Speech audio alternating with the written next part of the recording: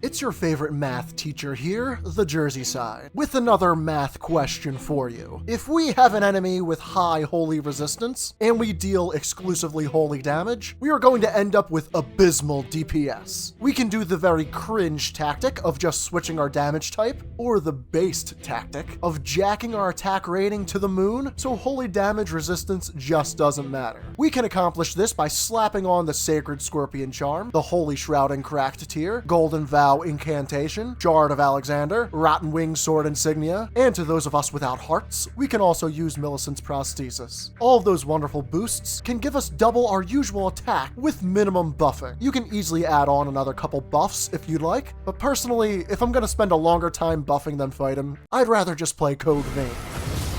The Coated Sword is our weapon of choice today, dealing pure holy damage and scaling off of Faith. Since I'm playing in Max New Game Plus, I have the advantage of having two of them. But if you're still in New Game, a Sacred Infused Broadsword will work well enough. And perhaps better in some cases we will discuss later. The wonderful Ash of War is Unblockable Blade, which sweeps out a blade of tremendous holy damage in a diagonal slash. This makes great use of our Shard of Alexander. The move supports a nice range so you can keep yourself out of harm's way. The dual straight sword moveset is also fast and effective at proccing the Rotten Wing Sword Insignia. After a bit of playtime, rolling and jumping L1s will become a strong cornerstone of your playstyle. We want to run with 60 Vigor, 30 Mind to spam that Ash of War, 35 Endurance to light roll with the Noble set, but to those of you with a disposition towards medium rolls, you may want to slap on fatter armor and nerf this stat investment just a tad. And of course we want to run with at least 60 Faith, due to the nature of our damage. Now, keen viewers may ask, hey TheJerseySide, why haven't you shown any clips of Radabeast or Malekith? They're super resistant to holy damage. How did the fight against them go? It went a little like this.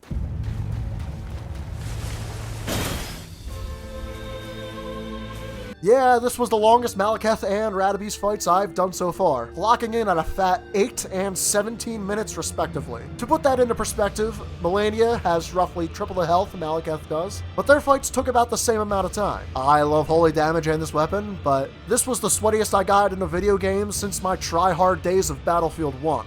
Who's lighting me up? Who's lighting me up? Someone's lighting me up whenever I go in the water. If you want a holy damage weapon that can also deal some physical damage, be sure to check out these videos right here. These are builds where you can use your holy damage and not spend all afternoon fighting the final boss.